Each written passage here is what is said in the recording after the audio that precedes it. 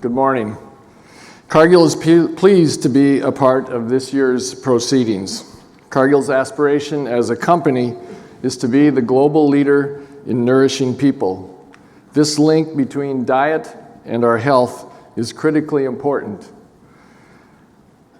These points were well made by the prior panel, and I assume everyone in this room shares my dismay with the thought of 200 million stunted children, particularly in a world that has all the collective capabilities represented in this room and across the global economy. It's simply an unacceptable number. Cargill has a role here in not only trying to provide the calories and the protein for those who are barely subsisting, and the need for more dense nutrition, the point well made by Lindy, but also in bringing healthier food ingredients to the market that can improve diets and health. Today I want to share 4 things that we ought to be mindful of. Kind of old language, but I think we ought to keep these things in mind if we're going to have a world where all people have access to safe, affordable, and nutritious food. First, we ought to appreciate the importance of price and how it influences the behavior of all the participants across the food chain. I see a few people smiling. You'd expect Cargill to say that. The media usually covers price movements as a harbinger of inflation or some sinister or something unfair, when in point of fact, if you watch price signals and how quickly they go through the global agricultural landscape and cause individual links and individuals to change their behavior, you can see the beneficial and important signaling power of price. We've seen it recently in a very positive way with the severe drought of 2012 in the U.S. Midwest. Immediately upon this information, we saw producers in Brazil and elsewhere across the world change their behavior, raise the intensification of their efforts, and allow the world in 2012, in the presence of the worst drought in 25 years in an important market like the U.S., to actually raise as many calories as we had in prior years. Again, the role of the power of price signals to improve all of our food security. Farmers in developing countries in particular, and again, a point made by the prior panel, require adequate prices. So not just a price signal, but adequate prices to compensate them for their efforts. Without adequate price, we cannot expect that any enduring changes will occur, and this is particularly true in the countries that face the most peril. Second, we need to honor the principle of comparative advantage whenever we can.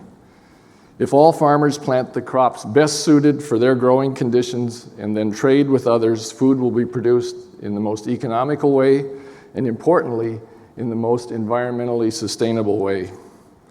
One of the big threats to food security is the attempt by individual countries to define food security only in terms and in the context of their own citizens, and cause their farmers to grow, or even worse, compel their farmers to grow crops for which they enjoy no comparative advantage. And we continue to see this definition of food security and this behavior.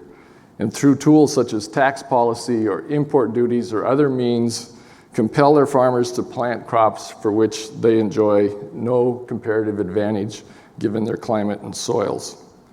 If today China had a policy of trying to be self-sufficient in the production of soybeans, the food security of every single person on earth would be reduced.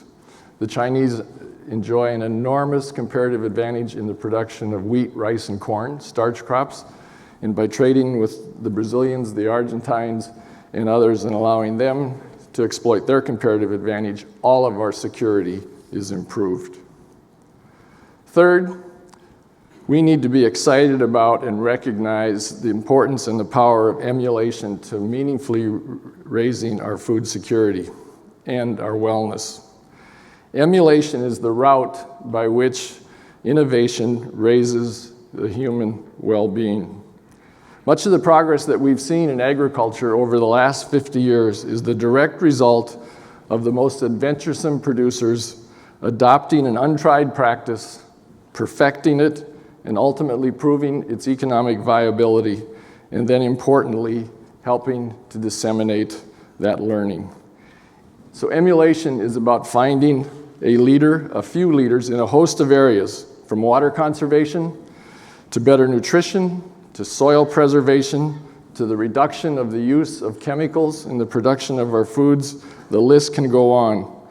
There are many places where we need a leader who we can emulate and imitate.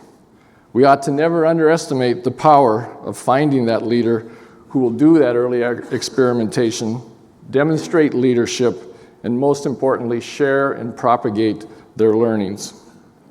It only takes one firm or one farmer to start an evolution. The final thing that we need to bear in mind as we seek to ensure food security and combating malnutrition is to ensure society's comfort with science in their food system. We can feed the world without GMOs, but if we think our water is precious, if we think our soil is precious, if we really care about the hydrocarbon footprint of agriculture, we should think very carefully about demonizing genetic engineering.